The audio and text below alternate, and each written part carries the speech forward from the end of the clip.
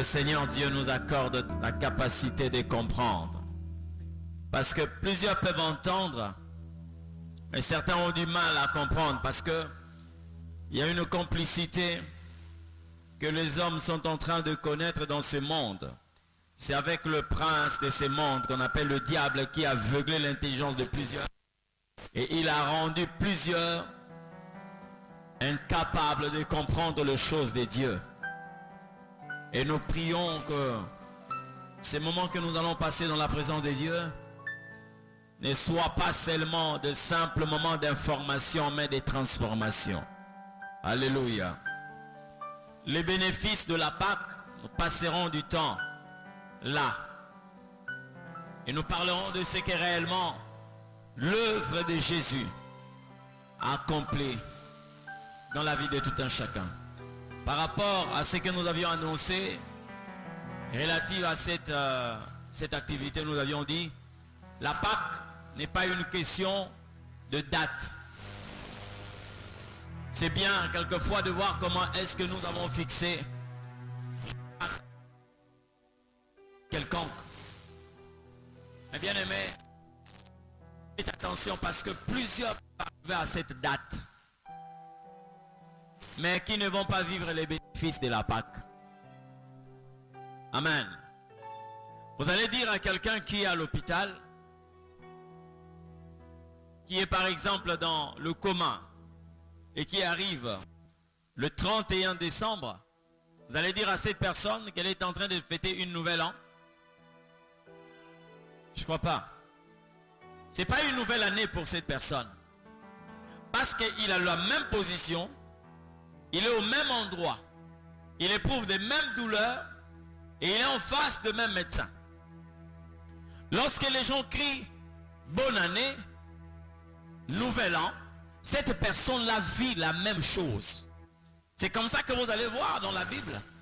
Il y a bien de personnes qui étaient en train de célébrer le sabbat. Parce que le sabbat, c'était un moment de repos.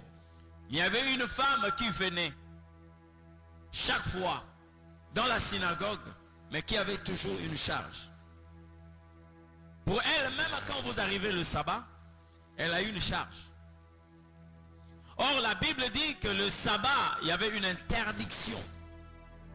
Que quelqu'un puisse transporter un fardeau. Mais cette femme était retenue pendant 18 ans. Elle avait un fardeau. Vous comprenez? C'est comme cette personne qui était à la piscine de Bethesda. Pendant 38 ans. Combien de sabbats sont venus trouver cet homme-là, là à la piscine?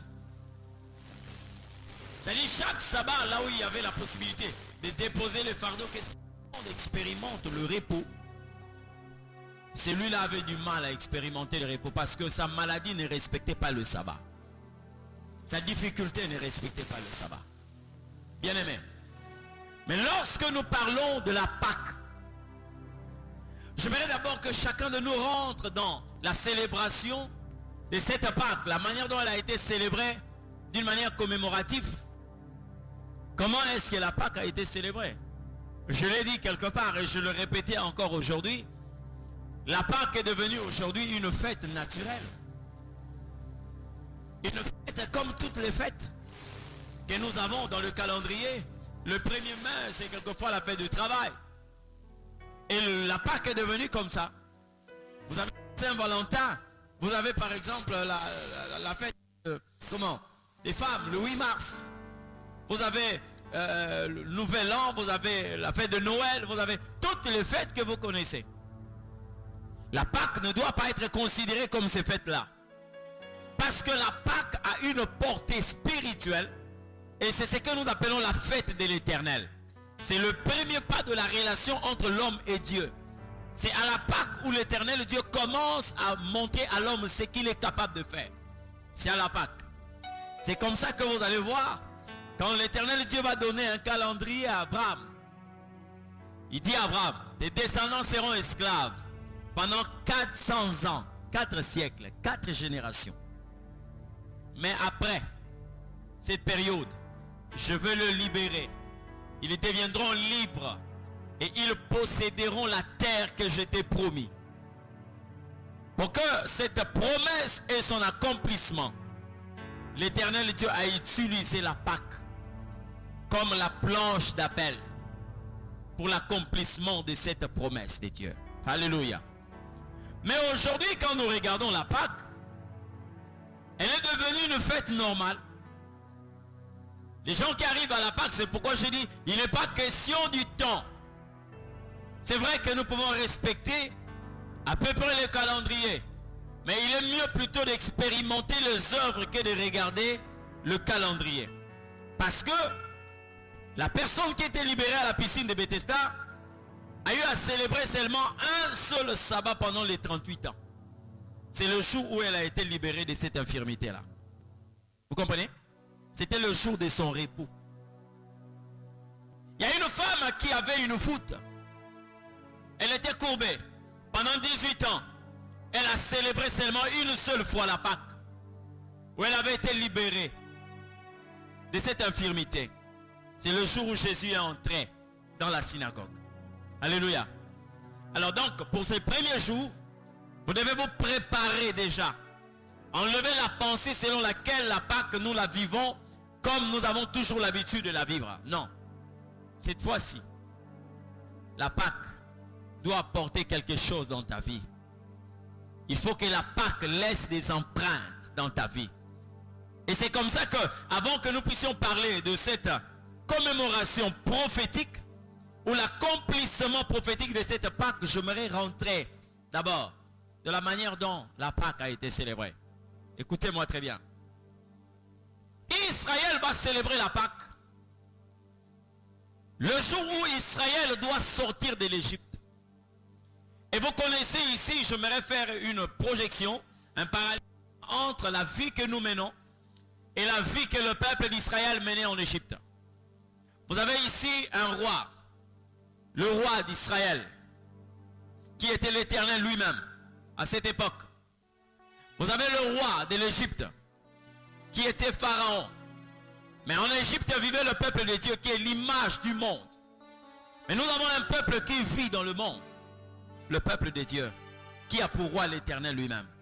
Mais de l'autre côté, on appelle quelqu'un le prince de ces mondes, le diable Satan.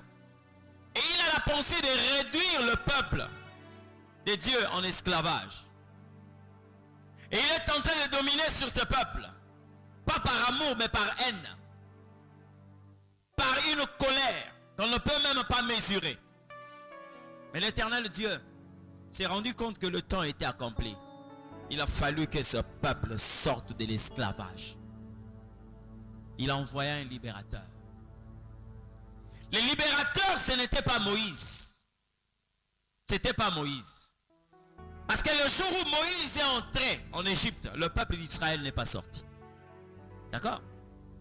Le libérateur, ce n'était pas Moïse. C'est là où beaucoup de gens se trompent. Il y avait un libérateur. Mais avant qu'il ne vienne, il fallait que quelqu'un puisse l'annoncer. C'était le rôle de Moïse. D'accord? Au temps de Jésus, Jean-Baptiste n'était pas un libérateur. Mais il était venu annoncer l'arrivée du libérateur. Vous comprenez ce que je dis? Et c'est comme ça que Dieu appelle Moïse. Il envoie Moïse. Il dit à Moïse, j'ai vu la souffrance de mon peuple et j'ai entendu ses cris. Je t'envoie. Va. Tu feras sortir ce peuple de l'esclavage. Effectivement, Moïse a maintenant le rôle d'un apostolos, c'est-à-dire un envoyé. Il est entré en Égypte et il a donné le message à Pharaon. Ainsi parle l'Éternel. Libère son peuple. Amen. La logique c'est quoi? Dieu a déclaré en disant ceci. Personne ne peut me voir et rester en vie.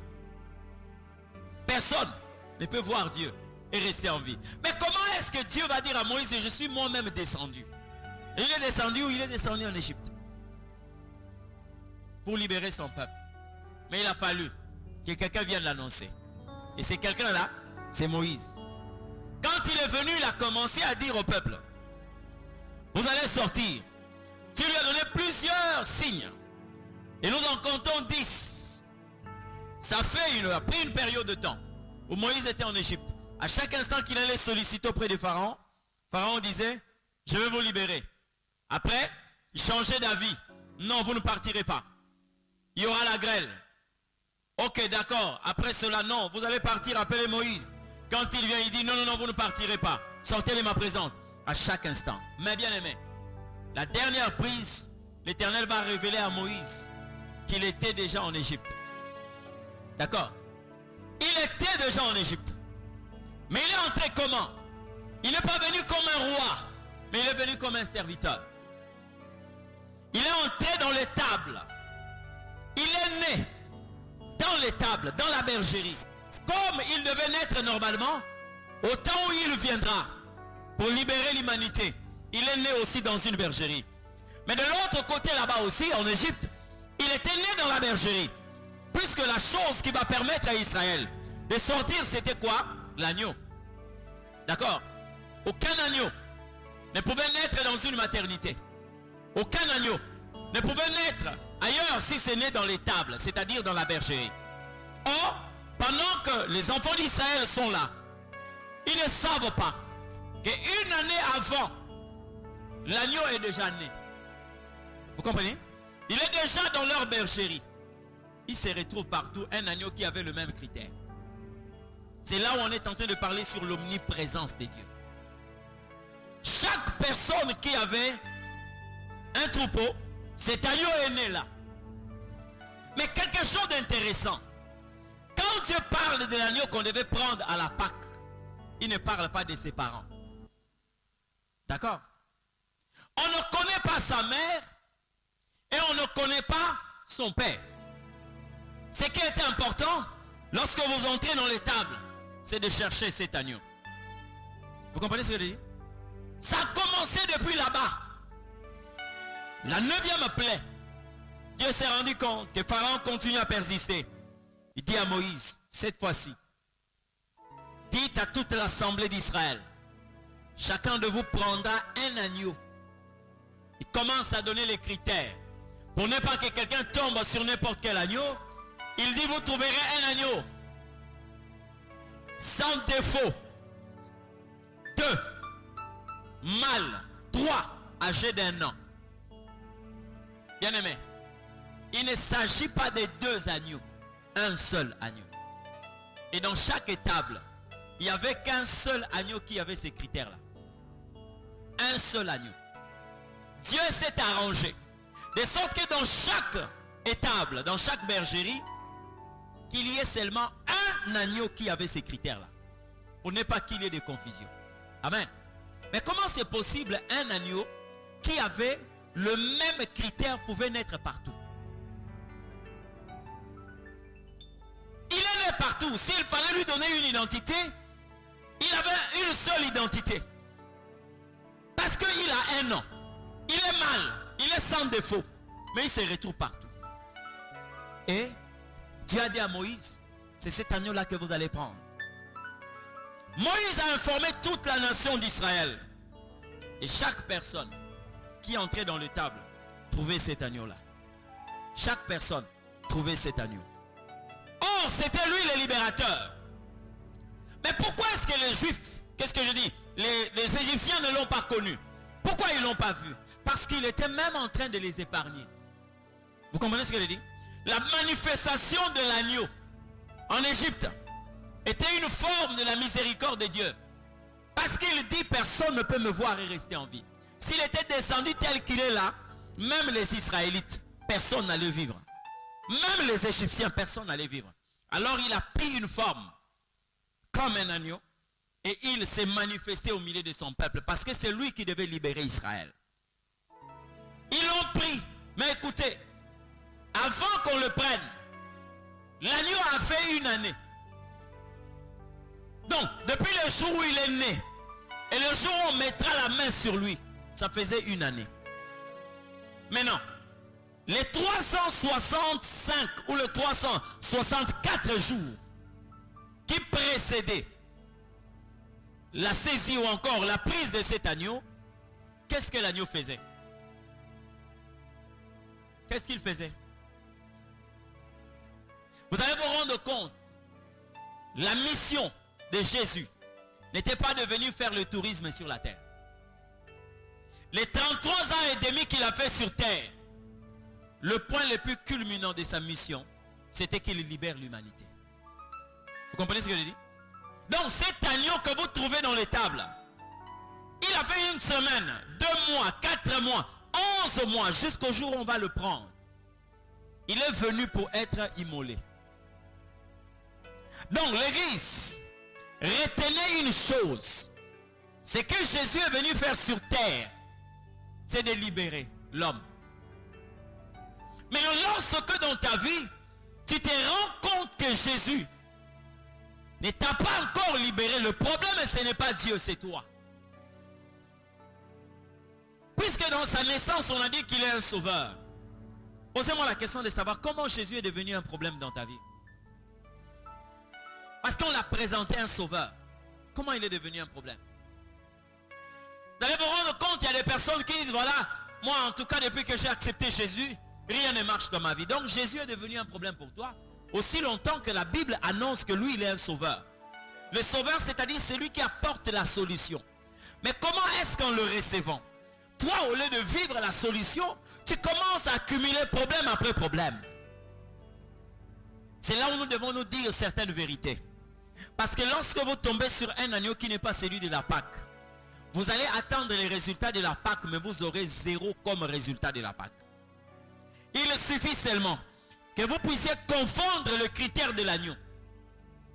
Je vous assure, vous allez le tuer, vous allez l'immoler, vous allez le préparer, vous allez manger, mais vous ne sortirez jamais. Jamais. Et lorsque vous regardez votre vie chrétienne, commencez à constater les résultats. Si vous ne trouvez pas le résultat que Jésus a apporté dans ce monde, bien aimé, soyez francs envers vous-même et commencez à regarder. Est-ce que l'agneau que vous avez pris pour la Pâque, c'était vraiment le vrai agneau? C'est comme ça que je vais t'inviter à lire un texte de la Bible avant que je ne continue. Ésaïe chapitre 53, le verset 4 jusqu'au verset 6. C'est là où nous allons parler du bénéfice de la Pâque. Ésaïe chapitre 53, verset 4 jusqu'au verset 6. Si tout le monde est là, nous allons lire la parole du Seigneur. Écoutez ce que la Bible dit. Cependant, ce sont nos souffrances qu'il a portées. C'est de nos douleurs qu'il s'est chargé. Et nous l'avons considéré comme puni, frappé de Dieu et humilié. Mais il était blessé pour nos péchés, brisé pour nos iniquités. Le châtiment qui nous donne la paix est tombé sur lui. Et c'est par ses meurtrissures que nous sommes guéris. Nous étions tous errants comme des brebis. Chacun suivait sa propre voie. Et l'Éternel a fait retomber sur lui l'iniquité de nous tous. Quelqu'un dit Amen. J'aimerais te parler sur les bénéfices de la Pâque. Ici, on est en train de parler de ce que Jésus a accompli à la croix de Golgotha. Mais bien aimé, aucun agneau ne pouvait se retrouver dans une marmite ou sur une barbecue sans pour autant qu'il soit pris. D'accord? Aucun agneau ne pouvait être préparé sans pour autant qu'il soit d'abord pris. Maintenant, écoutez les bénéfices que Jésus nous a menés à la Pâque. La Bible dit tous ont péché. À la Pâque, il fallait un sacrifice. À la Pâque, un sacrifice. La Pâque en réalité c'est quoi? C'est le moment où Dieu déverse sa colère. Je vais vous parler sur la face cachée de la Pâque.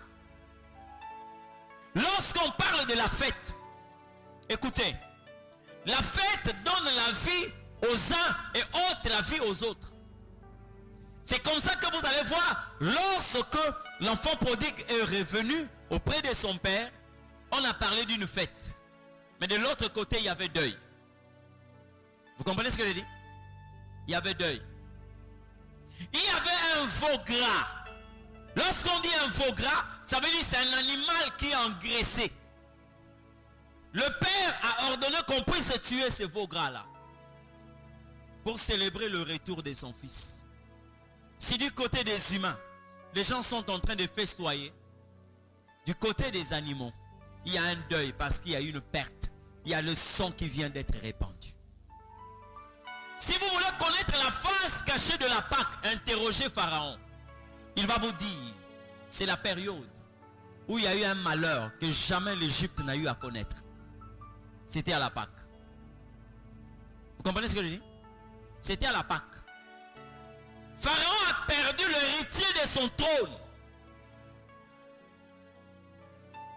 Donc Dieu a brisé la succession. Dieu a arrêté une royauté. Il a brisé la succession de quelqu'un qui devait hériter le trône de Pharaon parce qu'on l'appelait le prince héritier. Dieu l'a tué. Ok? Lui-même, Pharaon, il était aussi l'aîné.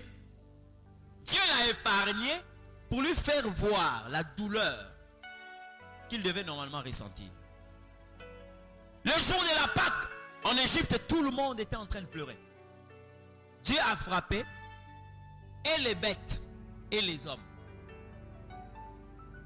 C'est pour te dire la face cachée de la Pâque, c'est la colère de l'Éternel. Mais regardez la manière dont Dieu a opéré en Égypte.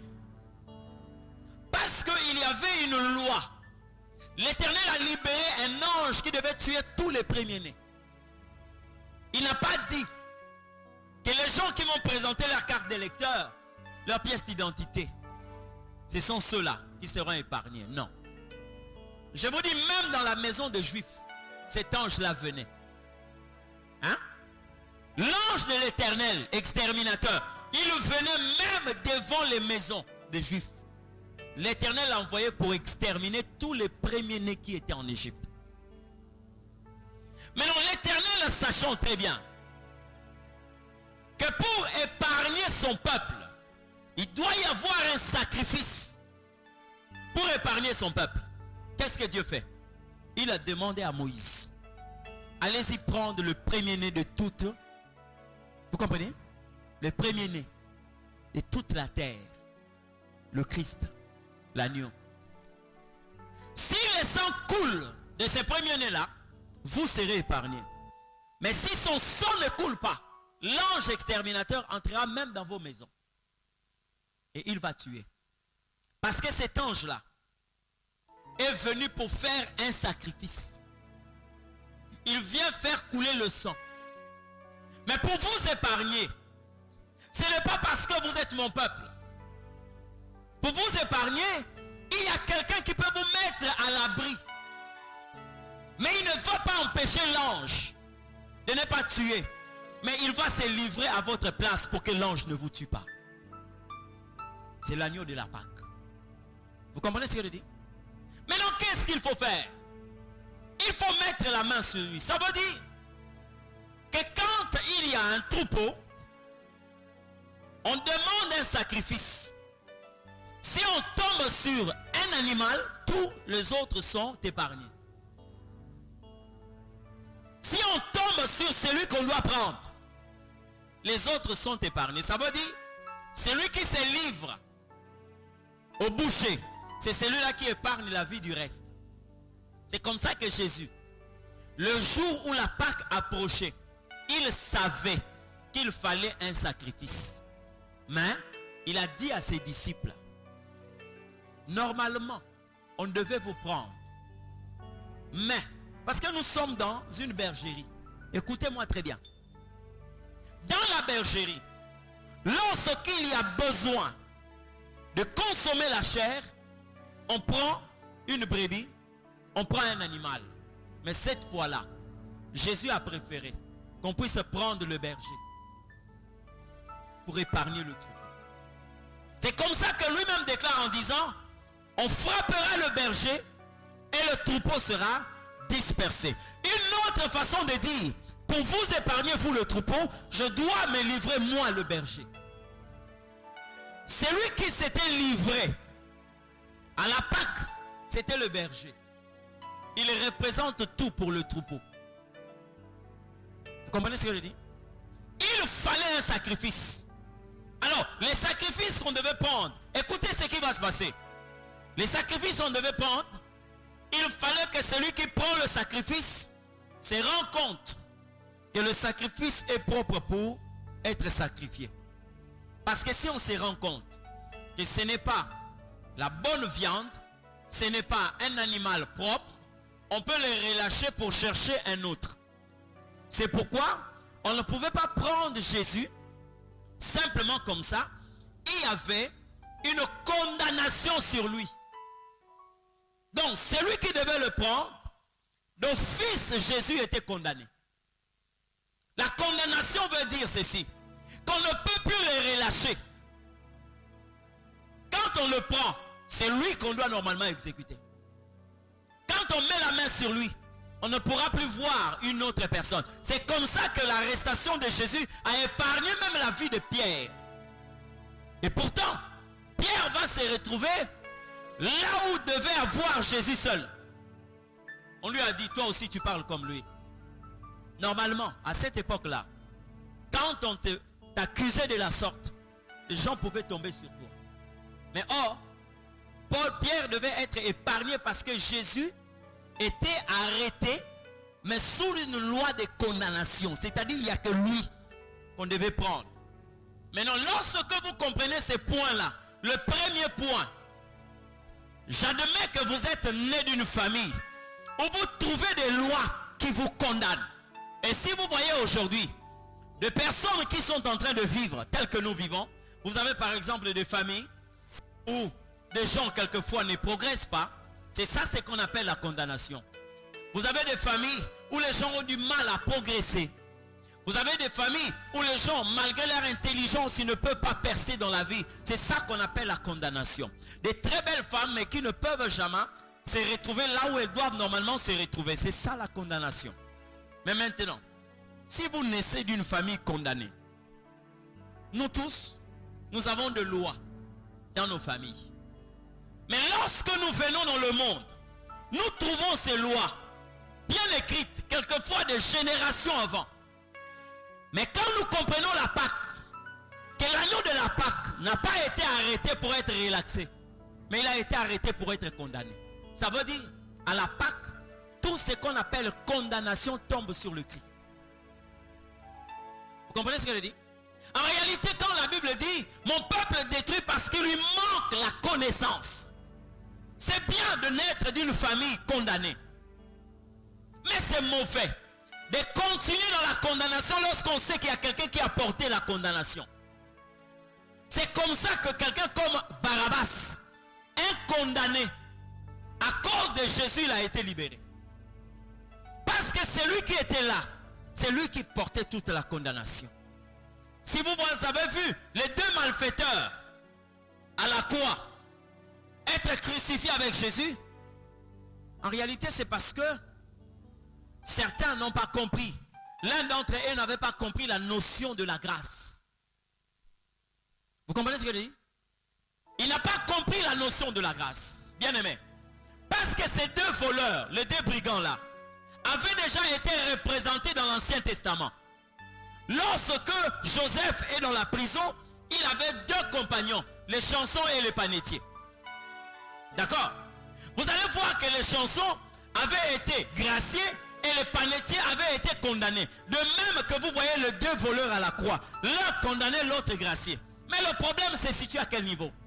Lorsque le panetier a dit à Joseph, j'ai fait un rêve. J'avais un panier et des pains à l'intérieur. Et il y avait des oiseaux qui venaient manger ces pains. Joseph lui a dit, dans 3 jours, ta tête sera ôtée de dessus toi. Bien aimé, lorsque l'Éternel révèle un mal, il ne révèle pas le mal pour que le mal arrive. Dieu révèle le mal pour que celui qui est dans le mal cherche la face du Seigneur pour qu'il soit gracié. C'est comme ça qu'il a dit à Jérémie, lorsque je parlerai de la mort d'un méchant et que ce méchant ne serait pas averti et qu'il mourrait dans son péché, son sang te sera redemandé. Maintenant, lorsque Joseph interprète le songe du panetier, ce qui lui manquait, c'est de chercher la face du Seigneur. Vous comprenez? Ce qui lui manquait, qu'on te dit dans 3 jours. Regardez cette grâce dans 3 jours. Donc tu as le premier jour, le deuxième et le troisième jour. Or ces chiffres-là, Dieu l'a donné à une personne pour vivre la résurrection. Mais toi tu saisis ces chiffres-là pour vivre l'humiliation et voir la mort. C'est que tu n'as pas compris le langage de Dieu. C'est que tu n'as pas compris. Dans 3 jours, on te coupera la tête. Et on va te pendre. C'est comme ça qu'on va te tuer. Mais bien aimé, quand tu entends ces choses, Dieu a même arrêté la condamnation d'un homme, Ézéchias. Mais Ézéchias a compris que lorsque je fais volte-face et je cherche la pensée de Dieu, la face du Seigneur, il peut ôter la condamnation pour m'accorder la libération. C'est pas ça. Ésaïe n'était pas une piètre personne. C'était un vrai prophète de Dieu. Il vient dire au roi, sache-le bien, que ta condamnation est arrêtée de par l'Éternel. Donne des ordres à ta maison parce que tu mourras, tu ne vivras plus. Ésaïe a tourné le dos et il commençait à partir. La Bible dit, Ézéchias a commencé à répandre d'abondantes larmes. Il a dit au Seigneur, souviens-toi de moi. Souviens-toi de moi. J'ai marché avec intégrité devant ta face. Quand il a pleuré, et la Bible dit, l'Éternel envoya Ésaïe, allait dire à Ézéchias, je t'ai ajouté 15 années de plus. Vous comprenez ce que je dis? Pourquoi?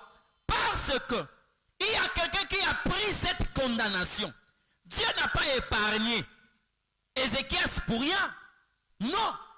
Parce que la Bible dit, la parole de l'Éternel Dieu est comme de la pluie. Quand elle descend, elle ne répare jamais si elle n'a pas arrosé la terre.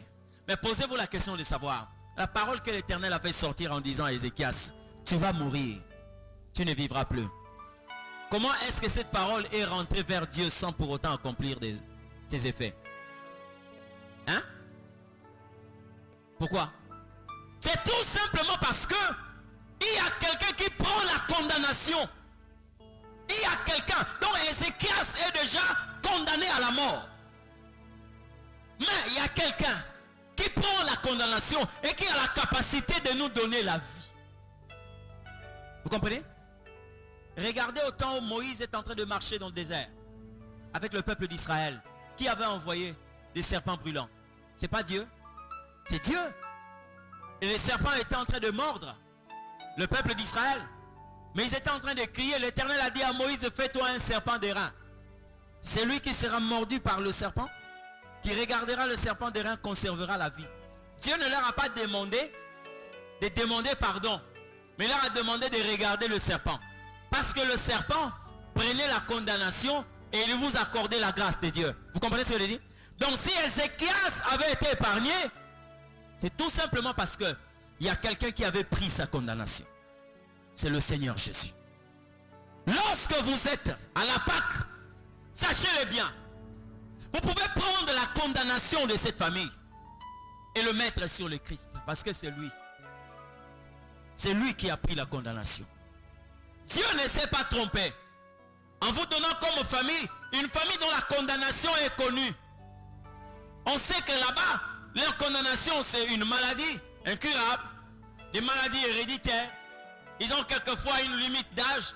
Ils ne peuvent pas dépasser 70 ans, 80 ans, voire même 60. Les gens ne peuvent pas avoir une vie épanouie. Ceux-là qui essaient quelquefois de sortir la tête, ils ont une courte vie. La condamnation est connue. Mais le problème, c'est que vous devez comprendre comment a été l'agneau. Il avait été pris dans la pensée d'être condamné. Amen. La condamnation de votre famille, il y a quelqu'un qui a pris ça. Maintenant, toi, tu vas commencer à vivre cette condamnation lorsque tu ne comprends pas qu'il y a quelqu'un qui a pris cette condamnation. Bien-aimé. Quelquefois, lorsque la Bible dit, est-ce que la nature ne vous enseigne-t-elle pas? Et c'est un peu de voir ce que le Seigneur est en train de nous offrir quelquefois. À chaque instant que nous sommes en train de vivre. Il peut y avoir quelqu'un qui a un lourd fardeau. Vous avez quelquefois un baluchon. Vous avez un fagot de bois. Vous êtes à l'arrêt de bus. Vous avez pris ça quelque part jusqu'à une grande artère. Mais lorsque vous arrivez là, vous déposez votre fagot là et vous êtes là en train d'attendre un taxi. Vous avez déjà de douleurs au niveau du cou parce que vous avez transporté ces fagots-là. Dès que le taxi arrive, parlez avec les taximens. Il y a un endroit là où on vous a donné la possibilité de déposer votre fardeau. Le coffre. D'accord? Vous prenez le fardeau, vous mettez dans le coffre. On ferme et vous venez vous asseoir calmement. Et c'est le taxi qui commence à transporter votre fardeau. Vous comprenez ce que je dis? C'est ça le Christ. Lorsque nous l'avons reçu, lui il prend notre condamnation. C'est comme une fois un papa en train de relater une histoire. Il a vu une maman avec un lourd fardeau. Il avait une pick-up. Il s'arrête, voyant l'âge de cette dame et le lourd fardeau qu'elle était en train de transporter. Elle dit à cette dame, vous allez où? Elle dit non, je vais quelque part là-bas. Monter derrière. Elle monte derrière. Pendant que le monsieur est en train de conduire, bien aimé, la dame a commencé à pousser des cris. Lorsque le monsieur regarde le rétroviseur, il va s'arrêter. Et quand il tourne derrière, il trouve cette dame assise, mais avec le fagot de bois sur la tête. Le monsieur lui dit non. Si je t'avais pris, c'est pour que tu déposes ton fardeau. Maintenant là, tu es dans le véhicule, mais tu as le fardeau sur toi. Ça fait de sorte que quand il y a des dodanes, hein, quand il y a de mouvements, alors tu as trop mal parce que tu as un fardeau sur toi. Et quand le véhicule est en train de faire des mouvements, alors tu ne peux plus le supporter. Or, si je t'avais pris, c'est pour que tu déposes ton fardeau. C'est comme ça la vie de plusieurs chrétiens aujourd'hui. Ils sont dans le Christ, mais ils transportent leur fardeau. Ils ne comprennent pas que Christ a été condamné. Il a été pris dans la pensée d'être condamné et il a été condamné. C'est comme ça que la Bible dit, il n'y a plus de condamnation pour ceux qui sont... Est-ce que vous avez déjà lu ça? Vous connaissez le sens de ces textes-là? Hein? Il n'y a plus de condamnation. Mais la Bible n'a pas dit ça. J'aime la manière dont Louis II reformule cette phrase. On dit quoi? Il n'y a maintenant aucune condamnation pour ceux qui sont en Jésus. Parce que dans la Bible, il y a 3 temps. Il y a avant, maintenant et après. Or, si on dit maintenant, ça veut dire qu'avant, il pouvait y avoir une condamnation. Mais maintenant que nous sommes en lui, il n'y a plus de condamnation pour ceux qui sont en Jésus. Alors comment tu peux transporter? Et avec ce message de lien, avec ce message de malédiction, des gens qui sont dans le Christ, mais qui sont en train de chasser des malédictions tout en étant en Christ. Non, non. Tu peux être dans l'église, mais tu n'es pas en Christ. Vous comprenez ce que je dis? Tu peux être dans l'église, mais tu n'es pas en Christ. Parce qu'en Christ, la Bible dit, il n'y a maintenant aucune condamnation. Le premier symptôme que le Seigneur permet à quelqu'un de comprendre que cet homme est passé de ténèbres à la lumière, ce n'est pas lorsqu'il vous dit que je suis le Christ, mais lorsque vous voyez qu'il y a des choses qui se font dans sa vie, mais qui ne se fait pas ailleurs, vous constatez que cette personne-là est passée de ténèbres à la lumière. Amen. Si Jésus est à la croix, ce n'était pas pour le simple tourisme, non. Non, non. L'œuvre de la croix. Jésus n'est pas venu goûter à la douleur des hommes. Non, non. Jésus n'est pas venu pour mesurer la hauteur de ceux-là qui étaient à la croix, non. Mais il est venu accomplir une œuvre. Et cette œuvre, nous devons en être de bénéficiaires. Et nous devons être exigeants par rapport à ce que Jésus accomplit sur la croix. Écoutez, allez dans certaines entreprises. On va vous dire telle personne est décédée. Il était agent dans cette entreprise. Mais vous allez voir une catégorie de personnes viennent réclamer son argent. Vous avez déjà vu ça? Vous connaissez ces catégories de personnes? Ces enfants. Hein? Leur père a travaillé. Il est décédé. Mais les enfants viennent réclamer l'argent de leur père. On appelle ça le capital de décès. S'il n'a pas eu à toucher cela, on peut aussi appeler ça le décompte final. Pourquoi est-ce que les enfants sont tellement exigeants? Et pourtant, ils n'ont pas travaillé. Ce ne sont pas eux qui ont travaillé. Il y a d'autres personnes qui ont eu à travailler. C'est leur père qui a travaillé. Il est mort. Et les enfants, connaissant que leur père a travaillé 25 ans de service, ils viennent, ils exigent le capital de décès. Parce qu'il a travaillé. C'est comme ça que devaient être les chrétiens. Parce que nous savons qu'il y a quelqu'un qui a travaillé pour nous. Et lorsque nous venons, nous devons normalement exiger le plein travail de ce que Jésus a accompli. J'ai béni l'Éternel parce que la semaine passée, j'étais quelque part où j'ai intervenu sur ce terme que Jésus a, la dernière phrase que Jésus a eu à crier à la croix, tout est accompli. Mais dites-moi un peu, si Jésus dit tout est accompli, il a dit ça par rapport à quoi? Est-ce qu'il y a une œuvre que Jésus n'a pas pu faire?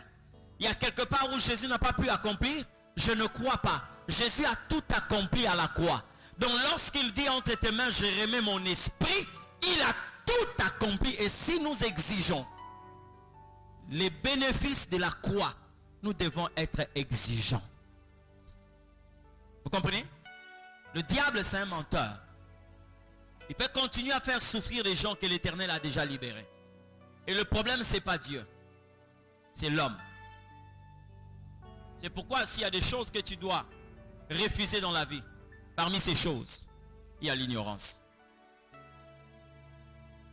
Vous comprenez? Refuser l'ignorance. Lorsque nous parlons du bénéfice, c'est que Jésus a accompli à la croix. Mais la Pâque ne doit pas laisser les gens comme ça.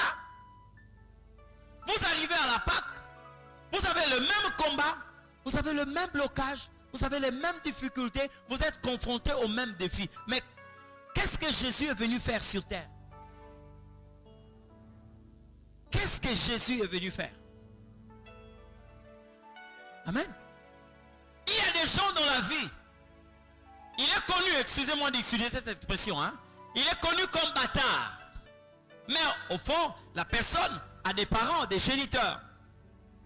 15 ans après, 20 ans après, la personne commence à retrouver ses parents. Mais vous allez vous rendre compte, cet enfant-là qui était qualifié d'un enfant de rue, lorsqu'il retrouve ses parents, sa vie commence à changer. Il était un enfant de rue, mais aujourd'hui, vous le voyez tiré à 4 épingles. C'est quelqu'un qui commence à raisonner, à être utile dans la société, tout simplement parce qu'il a retrouvé ses parents. Et quand on retrouve ses parents, le premier travail de ceux qui sont responsables, ils travaillent de manière à enlever cette étiquette-là d'un enfant nul, d'un enfant de rue. Ils veulent donner à cet enfant une identité. Et c'est ce que Jésus est venu faire sur la terre. Il est venu donner la vie. Mais dans certaines personnes, c'est comme s'ils n'ont rien reçu de la part de Jésus. Nous sommes aujourd'hui comme hier. Et nous serons demain comme aujourd'hui. Nous serons demain comme hier. C'est comme si aucune œuvre n'a été accomplie. Mais pourtant, Dieu n'a pas dépêché un ange. Dieu n'a pas dépêché un homme. Mais il est venu en personne pour libérer l'homme. Quel impact! Quel impact! Et regardez la manière dont Lazare était libéré. Est-ce que c'était une histoire? Non. De la mort à la vie. Regardez la vie de Lot. Là, je te parle de l'impact de l'œuvre que Jésus est venu accomplir. Lot a été libéré par un ange. Hein?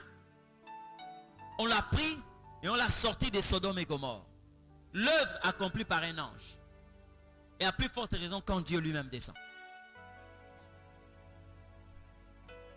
Daniel a dit, l'Éternel a envoyé un ange qui a fermé la gueule de lion.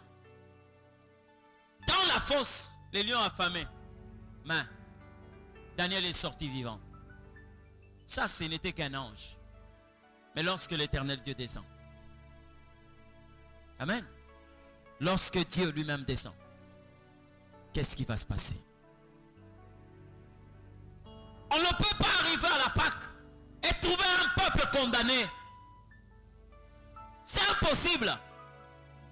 La condamnation révèle au aussi quelquefois le degré de la profondeur de ce que nous sommes en train de vivre. Bien aimé, un arbre qui a fait 400 ans, hein? Allez consulter les encyclopédies, essayez de voir même des arbres qui font un siècle, des cèdres des Liban, hein? Vous allez voir comment sont ces arbres-là. Mais Israël en Égypte a fait 4 siècles, 430 ans. Si c'était un arbre, posez-vous la question de savoir quelle devait être la profondeur de ses racines. Quelle devait être la grandeur de cet arbre? Comment il fallait faire pour déraciner un tel arbre? Mais il suffisait seulement d'une seule nuit. Dieu a dit à Moïse, prenez un agneau. Immolez cet agneau. Vous serez libre. Dès qu'ils l'ont fait, le lendemain, Israël est sorti de l'Égypte. La Pâque n'est pas n'importe quelle fête. Avant la Pâque, il est normal de trouver un peuple condamné. Mais après la Pâque, non. Le comble, c'est qu'aujourd'hui, tel que nous sommes tellement habitués. Il y a d'autres églises qui impriment les pannes qu'on a écrit Pâques 2022. Mais bien aimé, l'impact de la Pâque, c'est pas ça.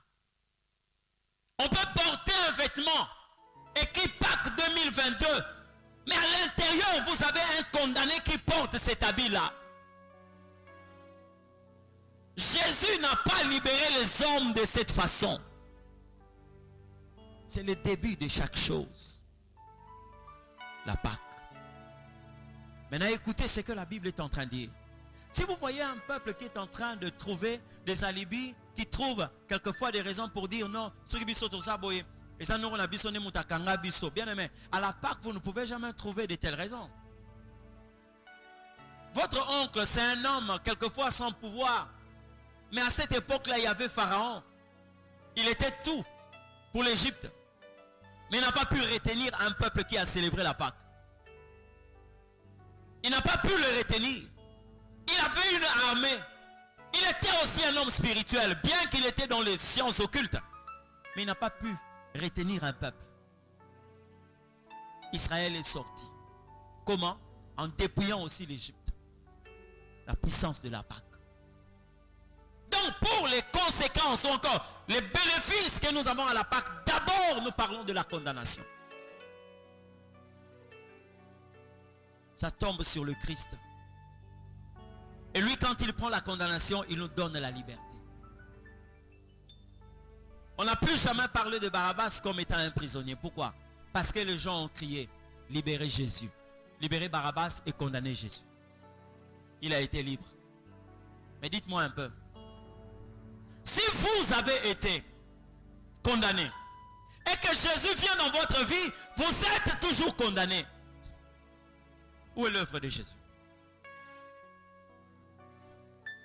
Où est l'œuvre de Jésus?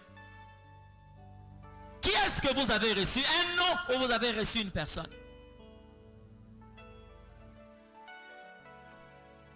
J'ai découvert une histoire tellement intéressante dans la Bible, plutôt dans le monde, par rapport à la lumière que la Bible est en train de nous donner. Il y avait 2 frères jumeaux, de vrais alors. 2 frères qui se ressemblaient comme 2 gouttes d'eau. Malheureusement, leur ressemblance ne leur a pas conduit aussi à avoir une même spiritualité. L'autre s'est attaché à l'Éternel et l'un s'était donné à une vie païenne. Et il avait pour compagnon des brigands. Il était dans une bande. Un jour, comme ils étaient habitués à commettre des dégâts, un jour, il y a 2 bandes qui se sont croisées. L'affrontement était tellement dur, compliqué, voire même violent. Bien aimé, ils ont fusillé ceux qui étaient en face d'eux parce qu'ils avaient des armes. Quand la police est venue, on a posé la question de savoir qu'est-ce qui se passait. On dit c'est telle bande qui est en train de se battre contre telle bande.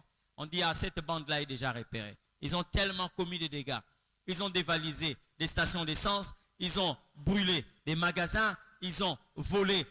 Donc, ils ont tellement fait de dégâts et ils étaient répertoriés. Maintenant, parmi les chefs, ceux qui étaient en tête figuraient ces messieurs-là. Alors, la police va se lancer à sa poursuite. Comme ils ont commis le crime aujourd'hui, nous devons leur poursuivre aujourd'hui. Et ils étaient en train de le poursuivre. Bien aimé. Arrivé quelque part, ils voient, ah, celui-là. On a tiré sur un ami, son ami est tombé. Lui, il voulait prendre cet ami-là, mais sachant qu'il n'avait plus à vivre pendant longtemps, il l'a laissé. Mais le fait de le toucher, comme il était en train de saigner, alors le sang va se retrouver sur son t-shirt qu'il portait. Alors quand il s'est rendu compte que la police n'avait pas l'intention de les arrêter, mais de les abattre, alors il a commencé à courir. Il a commencé à courir. Et la police était derrière. Il rentrait des tunnels, il sortait, il rentrait, il sortait. Jusqu'à ce qu'il va se retrouver chez eux, à la maison. Dès qu'il va escalader le mur, il descend dans la parcelle. Il y a son jumeau qui était là. Et qu'il a vu par de persiennes. Il voit, il avait le sang. Oh.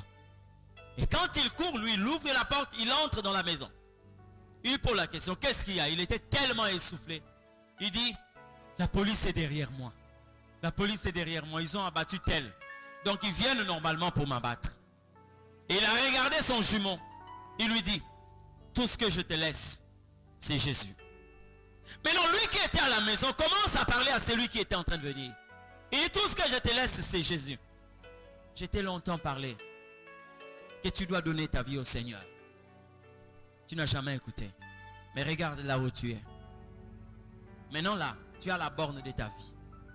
Mais si tu meurs aujourd'hui, tu iras en enfer. Sache-le bien. Mais si tu meurs en tant que chrétien, tu iras au ciel. Mais je n'aimerais pas te présenter Jésus maintenant là. Donne-moi seulement ton habit. Il a enlevé son t-shirt. Il a donné à son frère. Croyant qu'il voulait laver ça. Parce qu'il savait qu'on n'allait pas le rater. Il enlève son habit. Il donne à son frère, le criminel. Et il prend son habit. Il porte. Et pendant qu'il a fini de faire cet échange, il entend là-bas la police en train de toquer au portail. Une fois, deux fois. Il n'y avait personne qui ouvrait, alors ils ont tiré sur la serrure. Quand ils ont tiré 4 coups de balle, le portail a cédé. Et son frère demande à son jumeau, il dit, va dans la chambre. Et quand lui va dans la chambre, lui il sort au véranda. Dès qu'il sort au véranda, les policiers qui étaient entrés vont lui loger 4 balles. Il tombe, il meurt sur le champ. Et ils sont sortis en disant, nous l'avons vu et on l'a fusillé. Or, la personne qu'ils ont fusillé, c'était l'autre jumeau qui a voulu protéger son frère. Parce qu'il s'est rendu compte, si lui mourait, il allait au ciel. Mais celui-là, s'il tombait, directement en enfer. Mais connaissant qu'il avait la vie, il a préféré prendre la place de son frère. Vous comprenez? Et les gens qui venaient, regardant son visage, ils savaient que c'était lui. Or, c'est quelqu'un qui lui ressemblait. C'est ce que Jésus a fait pour toi et moi. Vous comprenez? Il a pris la condamnation. Maintenant, dites-moi un peu. Lorsque moi, je lui ai donné mon habit, là où il y a le sang, et que lui a reçu des balles, que lui m'a donné son habit, pourquoi je ne dois pas mener la vie que lui était en train de mener? Parce que c'est lui qui a pris ma condamnation. Il m'a donné sa liberté. Vous ne pouvez pas être dans le Christ et continuer à mener la vie que vous étiez en train de mener avant. C'est impossible. Esaïe est en train de dire ici, il a porté nos souffrances. Bien aimé. Mais Jésus me sert à quoi? Si lui a porté ma souffrance, pourquoi dois-je souffrir? Parce qu'il y a quelqu'un qui a porté ma souffrance. Vous connaissez l'anesthésie? L'anesthésie, c'est une molécule qui prend ta souffrance. Hein? Vous êtes blessé. On vous amène à l'hôpital. On veut vous suturer. Mais on dit que non, la blessure est tellement ouverte qu'on ne peut pas suturer comme ça. On préfère d'abord lui administrer une dose d'anesthésie. On va te donner de l'anesthésie. Et l'anesthésie travaille de manière à te prendre cette douleur. C'est comme ça que vous voyez quelqu'un en train même de pianoter son téléphone. Mais on est en train de le suturer. 13 épingles, 14 épingles. Mais il est en train d'appuyer son téléphone. Hein? Mais est-ce qu'il y a une capacité topénine? Mais il y a une molécule qui prend sa souffrance. C'est comme ça que vous le voyez en train de parler. C'est comme ça que vous le voyez en train de rigoler. Parce qu'il y a quelqu'un qui a pris sa souffrance. Dites-moi un peu. Comment toi tu continues avec une souffrance aussi longtemps qu'il y a quelqu'un qui a pris ta souffrance? Où est l'œuvre de Jésus? Où est l'œuvre de Christ? Alléluia. Nous devons vivre les bénéfices de la Pâque. Je n'ai pas vu Barabbas commencer à pleurer. Je ne l'ai pas vu avec des liens. Je ne l'ai pas vu avec des clous. Et pourtant, cette place lui était réservée. Quand vous regardez ses mains, il n'y a aucune trace. Quand vous regardez son dos, il n'y a aucune trace de fouet. Quand vous regardez son visage, il n'y a aucune plaie. Vous regardez ses habits, il n'y a aucune goutte de sang. Mais pourtant, c'était un voleur qui vient d'être remplacé par un homme juste. Il a pris sa place et il lui a donné sa place. Alléluia. Chaque Pâque, c'est une période de la colère de Dieu. Mais cette colère, il y a quelqu'un qui prend ça. Cette condamnation, il y a quelqu'un qui prend ça. C'est comme ça que je le dis. Tout le monde est sorti de l'Égypte. Mais il y a quelqu'un qui était resté. Vous comprenez? La personne qui est restée en Égypte s'appelle l'agneau. Parce que Dieu ne leur a pas demandé de transporter le morceau qui restait. Mais il leur a demandé de laisser ça en Égypte. D'accord? Ils ont mangé. L'Éternel lui a dit, il a dit à Moïse, ne brisez pas les eaux. Ne transportez rien. Ce qui va rester, vous allez le brûler en Égypte. L'agneau était resté. C'est comme ça que vous allez voir. Même quand l'église partira, une partie de sa grâce restera sur terre. Parce qu'on parle de ceux-là qui seront sauvés, même après la tribulation. Pourquoi est-ce qu'il va laisser deux témoins qui étaient représentés par deux branches d'olivier? On parle d'Élie, on parle de Moïse. La loi et le prophète. Parce que c'est aussi une partie de sa grâce. Le bénéfice de la Pâque. C'est normal qu'on puisse naître d'une famille où les liens sont connus. Moi je suis pasteur, je vous assure. Il y a des moments, quelquefois nous tombons sur certaines choses. Hein? Le méfait des sciences occultes, de la tradition et coutume des hommes. Vous vous rendez compte que cette famille, voilà comment est cette famille. Vous trouvez des hommes très intelligents. Mais le diplôme, leur titre le plus élevé, c'est l'ivrognerie. Quand tu le vois décrocher une licence en économie, une licence en droit, ne t'en fais pas.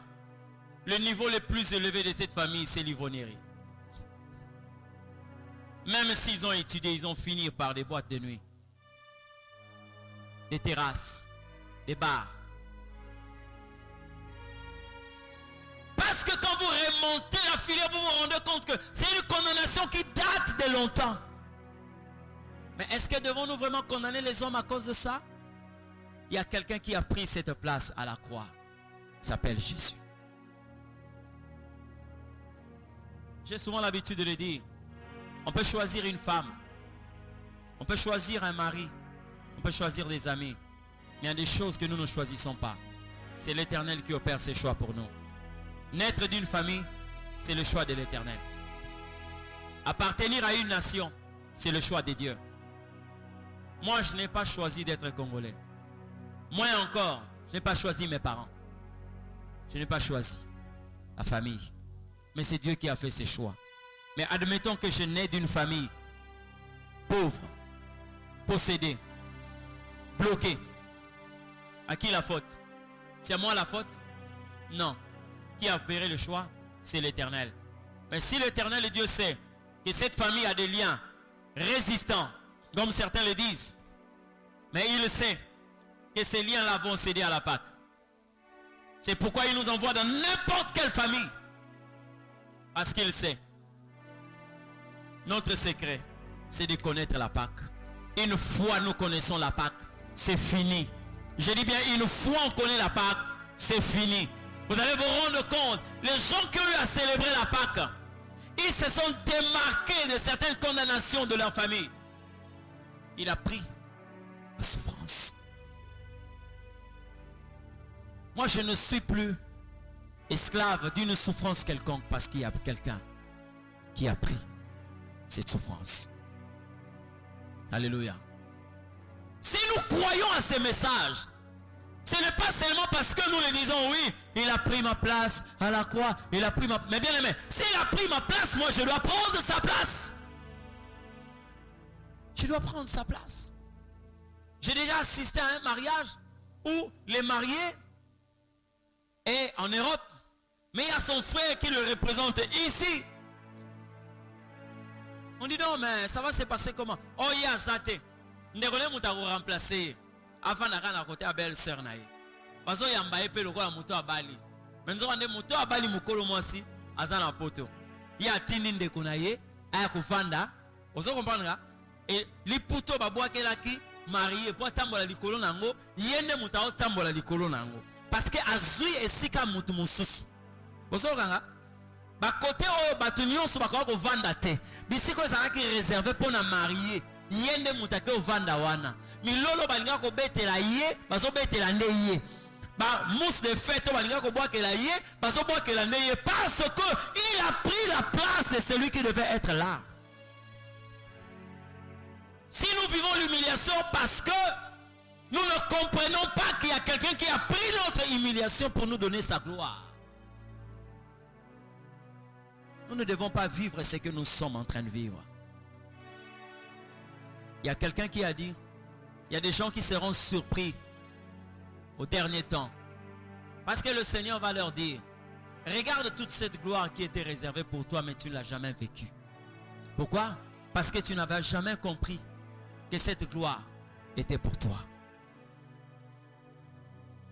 Ésaïe parle de bénéfices que le Seigneur Dieu nous a apportés. Il a pris notre souffrance. Il s'est chargé de nos souffrances. Et il a porté nos douleurs. C'est de nos douleurs qu'il s'est chargé. Namona seno oyo bakeko boma Isaac. Isaac a quitté na basuki nyonso, na manzaka nyonso, na bilamba malamu. Parce que là sur la montagne, Abraham a trouvé celui qui devait remplacer Isaac. Amen. Basingo bakangaka Isaac balongo lango bakangande ye. Bisiko balalisaka Isaac likola hôtel, bakitisa Isaac bamatisa ndeye. Mbelio esengela ke kata kingo Isaac kata nde kingo na ye. Makilo elinga ko sopa na Isaac sopa nde makila ya bélier. Dites-moi un peu. Comment est-ce que toi tu peux vivre comme si le Christ n'a rien fait à la croix? Comment?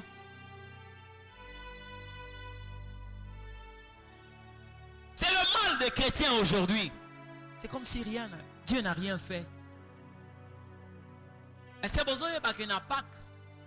Et ça la délivrance au yoyozo vivre non parce que lingango, mais parce que mutumo kwa lingi ke yo kangola.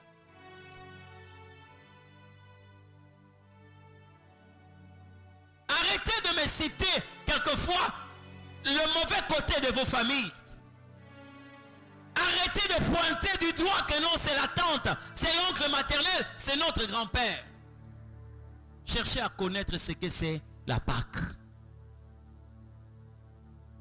La Pâque. Cherchez à connaître la profondeur de cette fête. Tu vas te rendre compte. Il y a un prophète que je connais dans la Bible. Il a vécu la Pâque. Regardez. Le jour où l'Éternel Dieu va appeler un prophète, Ézéchiel, le premier pas de son ministère, Dieu lui dit ceci. J'ai été établi comme prophète. Un autre, je parlerai même de Jérémie, parce qu'il était un homme qui vivait au milieu des hommes. C'est possible qu'il entende de mauvaises choses et qu'il voie de mauvaises choses. Mais le jour où l'Éternel s'est révélé à lui, il a appelé. La Bible dit, il va se représenter devant une chaudière. Puisque l'Éternel ne pouvait pas converser avec quelqu'un qui vivait dans le péché. La Bible dit, un ange du Seigneur a pris une pincette. Hein? A su ba pince. A kekozwa li kala, li banga moto. Li banga ya moto. Il a pris ça avec des pincettes. Il y a un ange a simbi na ba pince. Mais ayeko tout isango prophète na munuku. Il dit, cessez à toucher tes lèvres. Ton péché est expié. Ton iniquité est anéantie. Mais on n'a jamais parlé de ces lèvres qui étaient brûlées. Mais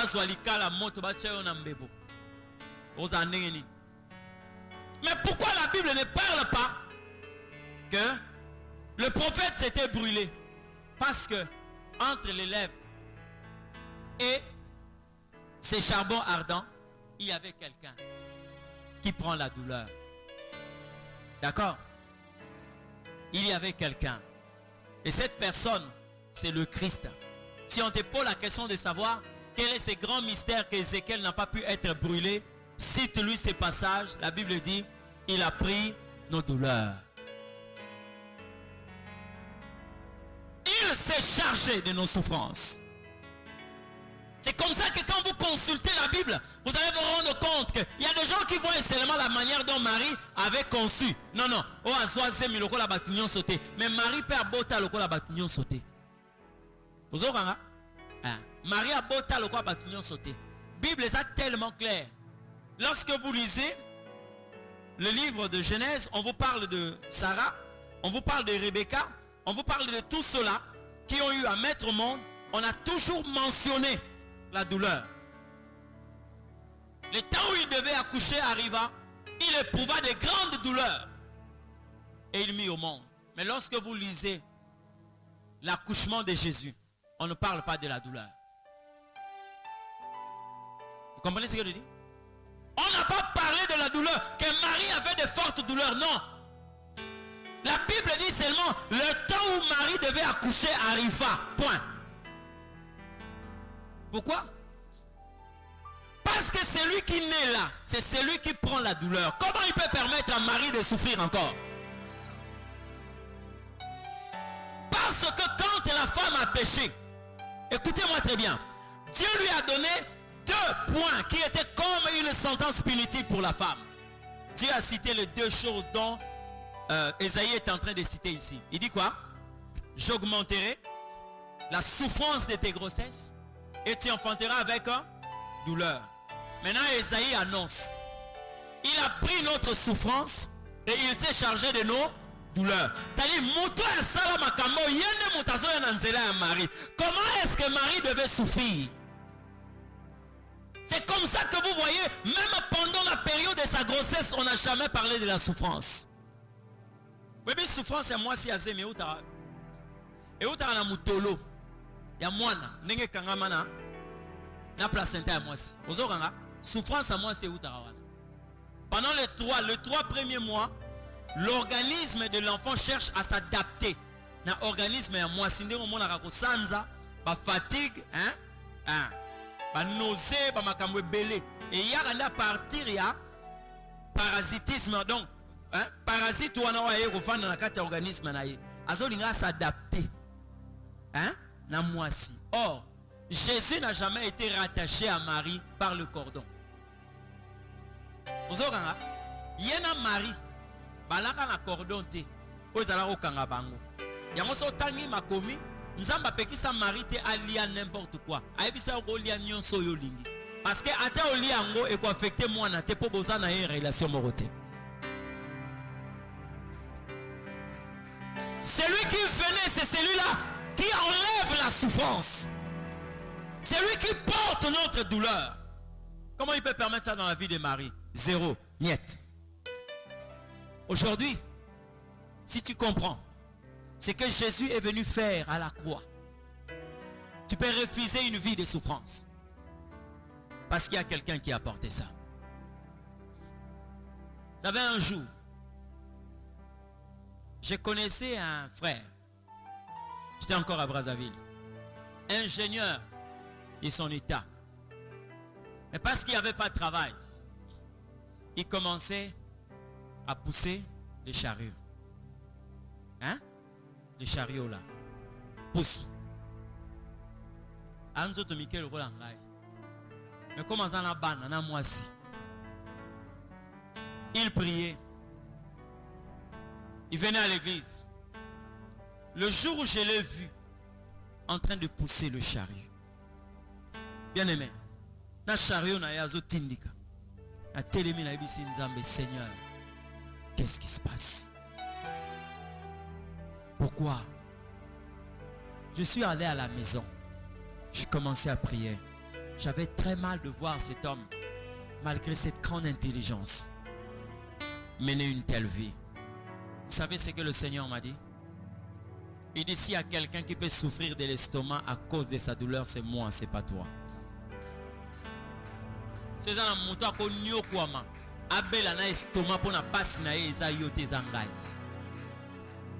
j'ai compris que c'est lui qui était le porteur de souffrance et de douleur. Alléluia. Tu peux refuser l'humiliation parce que Jésus l'a vécu. Ota la famille mon sousou. Omoni bana, basket ya sika, chaussettes, jeans, blouson, képi, montre, appareil ya sika.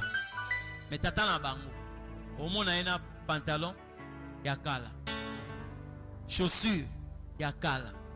Il y a déjà chaussettes ya kotoboka na se. Sengle ya kala.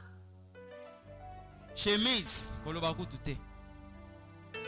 Mais son tout ni salaire na il gagne $450. Pourquoi il le fait? Il préfère donner une bonne vie à ses enfants et que lui vive comme un sacrificateur. C'est-à-dire, si vous regardez la vie de ses enfants, vous vous rendez compte qu'ils ont une très bonne vie. Mais lorsque vous voyez la personne qui paye le prix pour que ces enfants-là soient coquins, qu'ils soient présentables, c'est quelqu'un qui est en train de souffrir pour le bonheur de ses enfants. Si Jésus était à la croix, il a souffert pour notre bonheur. Alors quand tu commences à mener une vie de souffrance, ça me renvoie à poser la question de savoir, est-ce que tu crois à la souffrance de Christ à la croix? Pourquoi il était à la croix?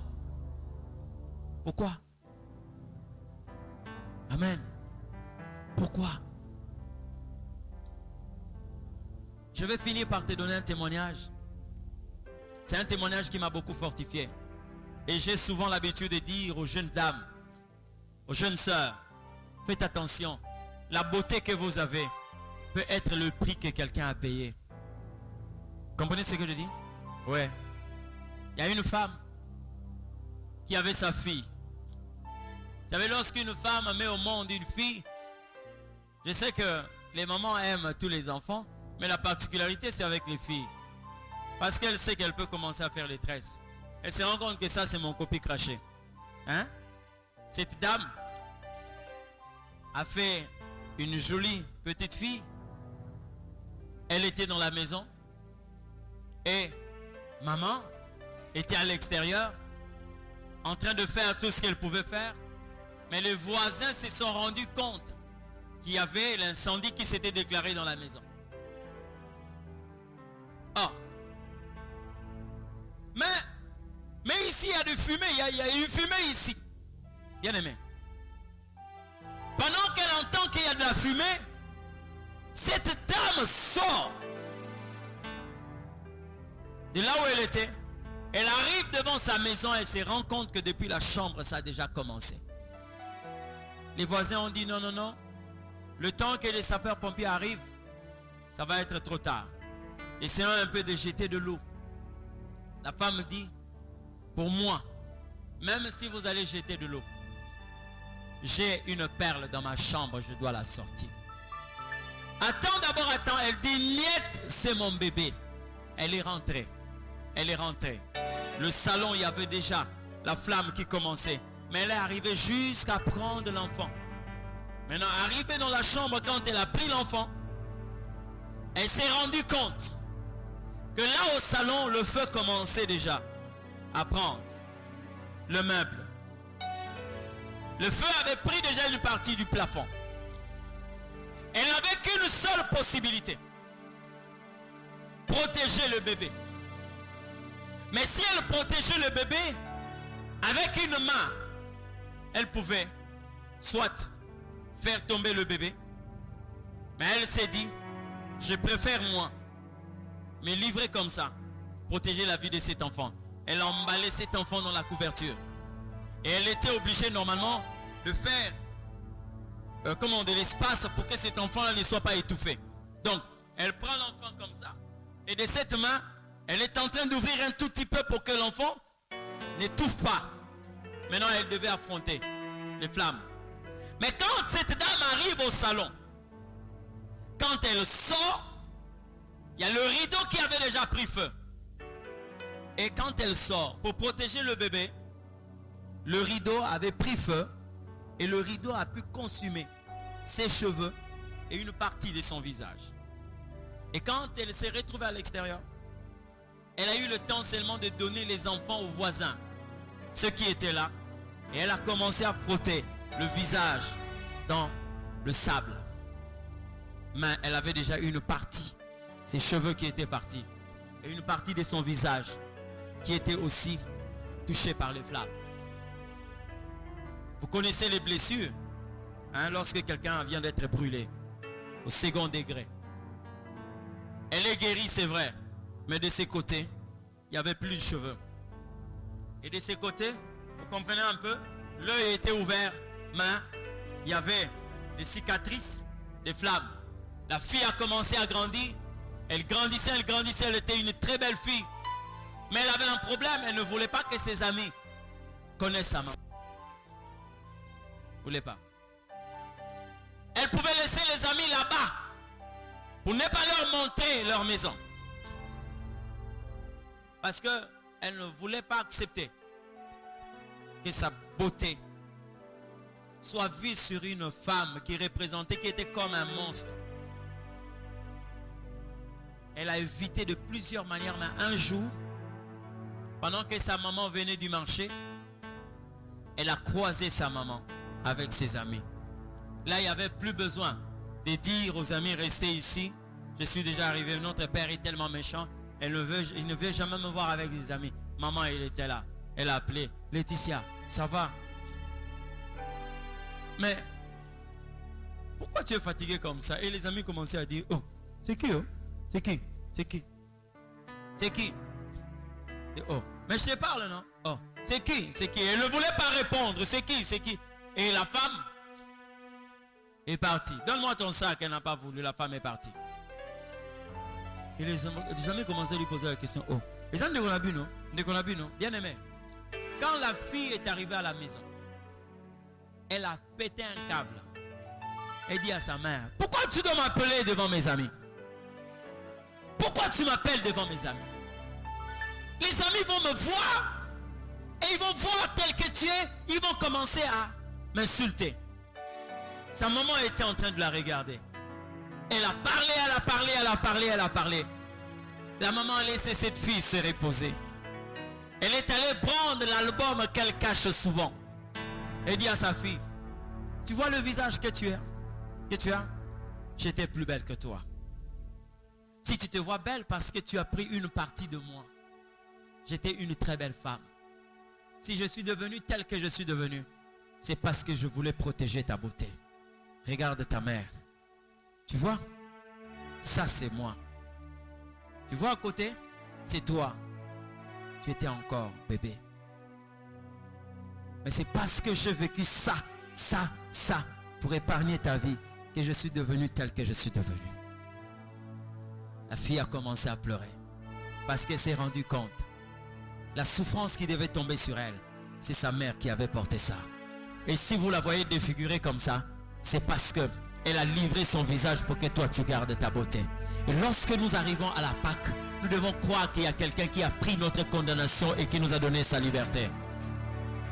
Si je ne suis pas défiguré, c'est parce que quelqu'un a accepté d'être défiguré pour que je sois beau. Si tu n'es pas défiguré, c'est parce que quelqu'un a livré son visage pour que toi tu sois belle telle que tu es là. C'est Jésus-Christ. La croix. Pendant que toi tu étais en train de téter, lui il était en train de crier la douleur de ses plaies. C'est ce que Jésus a fait. Quand il a dit pardonne-leur car ils ne savent pas ce qu'ils font, il a parlé pour toi et moi. Je m'en fous de la sorcellerie de ta famille. Je m'en fous de ce que tu vis dans cette famille. Je m'en fous de ce que tu as vécu dans cette famille. Mais je te présente le message de la Pâque. Quand l'ange est arrivé en Égypte, il est entré là où il y avait des gardes. Pharaon était gardé. L'ange est entré. Il a tué son premier fils. L'ange est entré dans la maison de tel général. Il a tué le premier fils. Il est entré dans la maison d'un grand homme d'affaires égyptien. Il a tué. Quand il est arrivé devant la maison d'un homme juif, il voulait approcher, mais il a vu le sang de l'agneau de Dieu. C'est pour dire, il y a déjà quelqu'un qui s'est sacrifié pour cette famille. Alléluia. Pâques signifie passer par-dessus. Donc il est arrivé, il voulait entrer, mais quand il a vu le sang, il est passé au-dessus. Pour dire que cette maison est mise à l'écart. La Pâque veut dire ceci. Même si la flèche peut voler en plein midi, elle ne t'atteindra pas. Même si la contingent frappe en plein jour, tu ne seras jamais atteint. Parce qu'il y a quelqu'un qui a pris ta place. Biso nyonso tobotama. Nakati ya famille moko. Après ça rabino témoignage nanga pona se tromper. Oui mon kolonga la botama le 15 septembre. Tant mon mboka lagi bien. J'étais encore enfant. Chaque 15 septembre, il y avait l'anniversaire. Mais à un certain moment, mon anniversaire s'est transformé en deuil. Je me souviens une fois, mon grand-père a commencé à engueuler sur un membre de sa famille. Est-ce que Boya ou pas la roler là? Ou Boya ou pas la recevoir sa moine?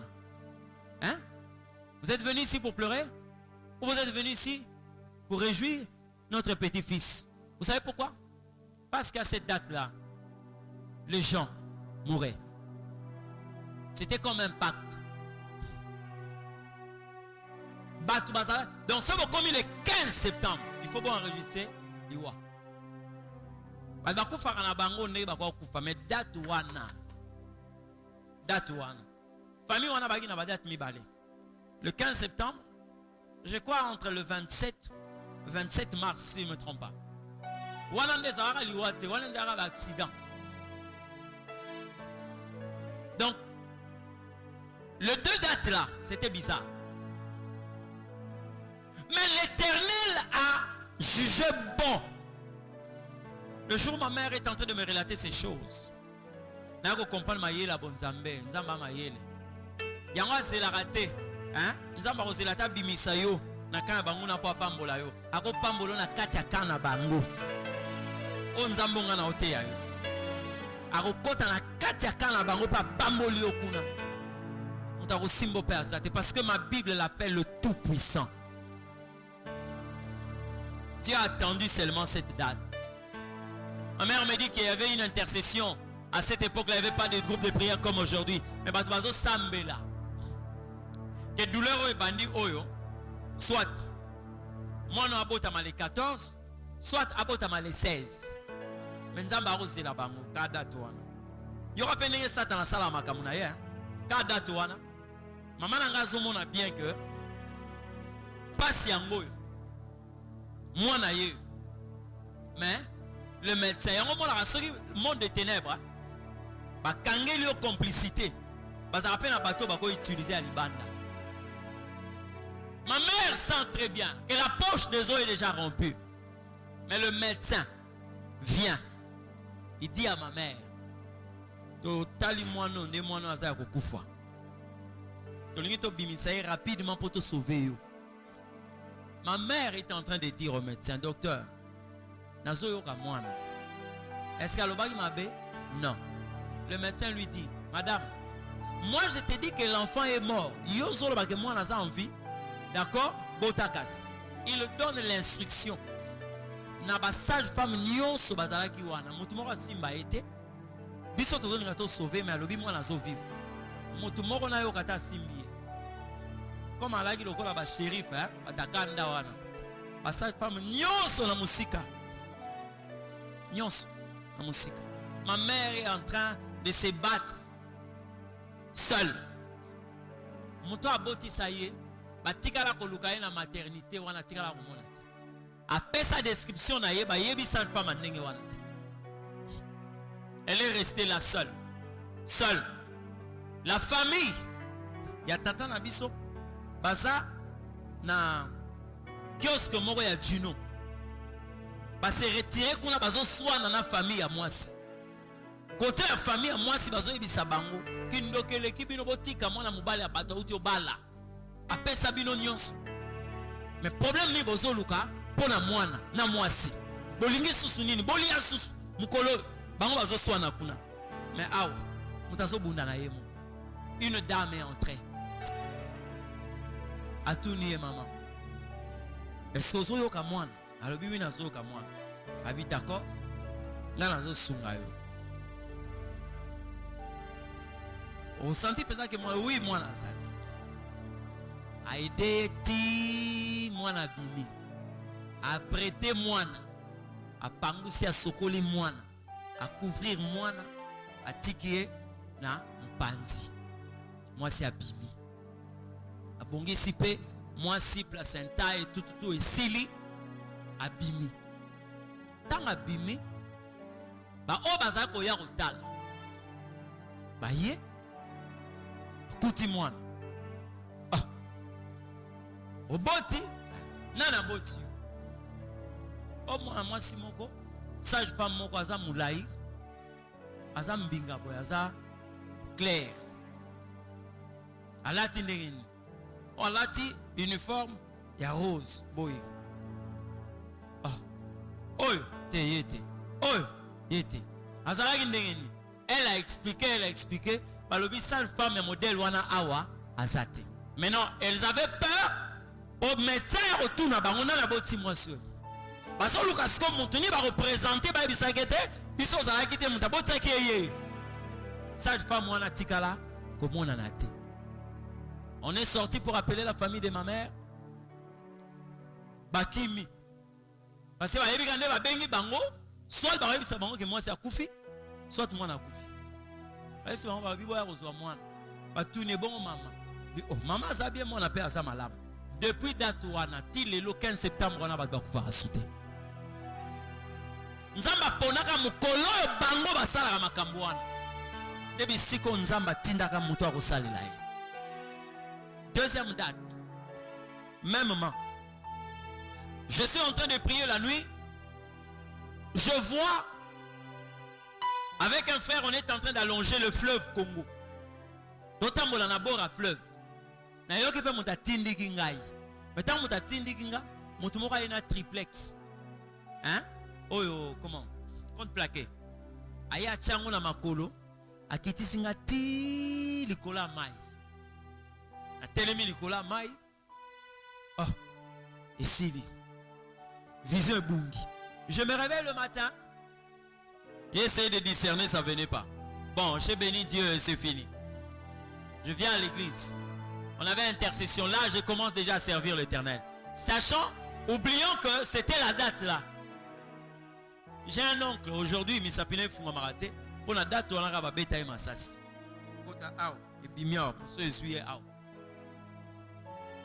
Maintenant, la prochaine fois, c'est la paix. Je viens à l'église, nous étions à l'intercession. L'apôtre nous dit non, nous allons aller prier pour telle personne. Bien aimé, to kena ko bonde la pona mutu. To silisi, to kaboni ba groupe mi balé. Groupe à liboso, ba ke recontourner. Biso to aki fatigué. Biteto ki dans la raccourci oyo, to comme à l'église. Bien aimé, raccourci o tozo kende wana. Il y a un petit couloir, il y a boy. Hein? Boy. Les amounés ne pesent pas. Mais les gens ont un escalier. Bokiti, tu les garawana maintes fois.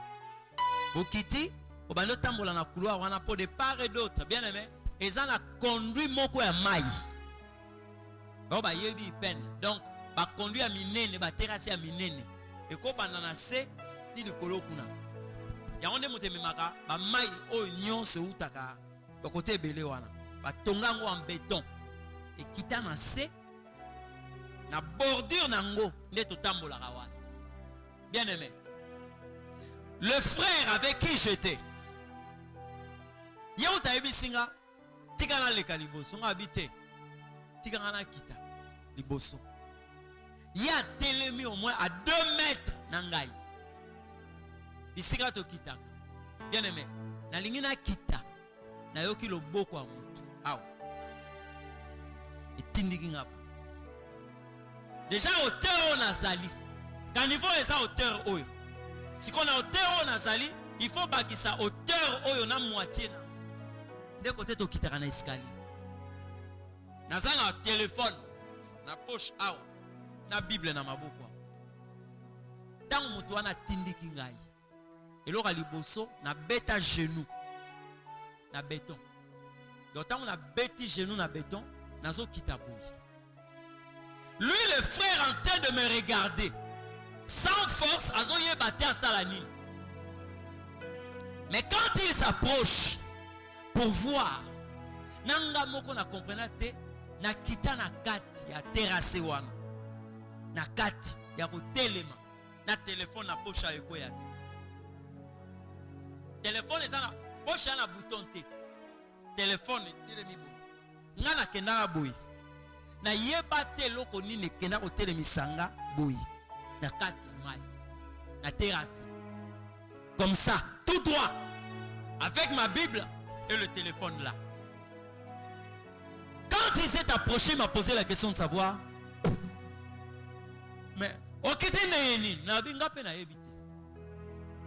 j'ai compris lorsque le Seigneur a dit il ordonnera à tes anges de te porter de manière à ce que ton pied ne heurte pas contre une pierre.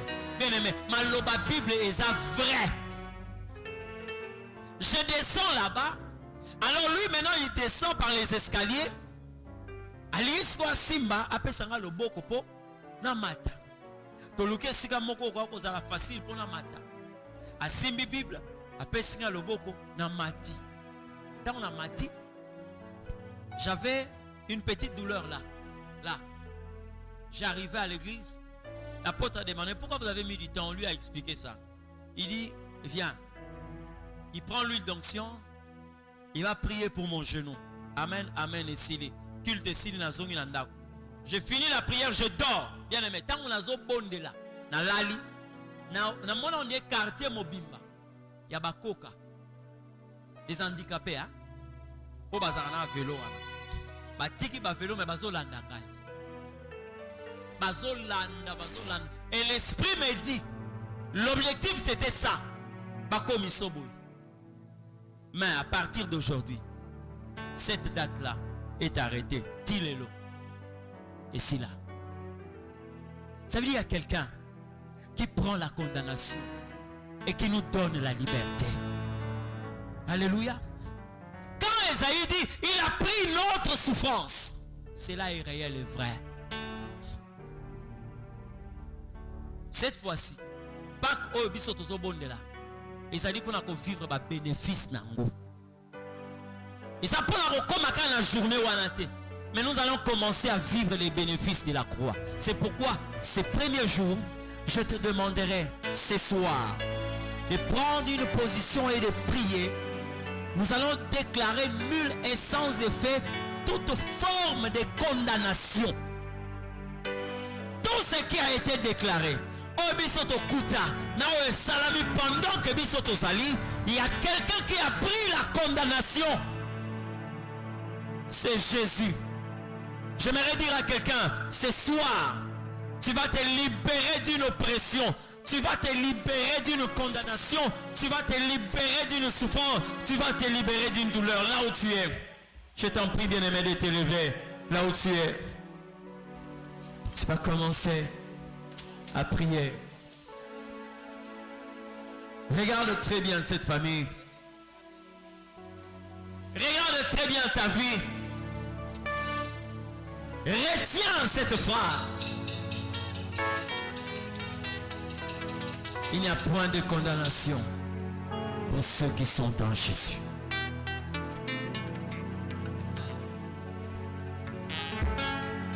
Tu vas élever ta voix là où tu es. Tu vas commencer à prier. Tu vas commencer à prier. Tu vas commencer à le déclarer. Au nom de Jésus. Tu vas commencer à faire cette déclaration. Dans le nom de Jésus. Élève ta voix et commence à prier. Commence à prier.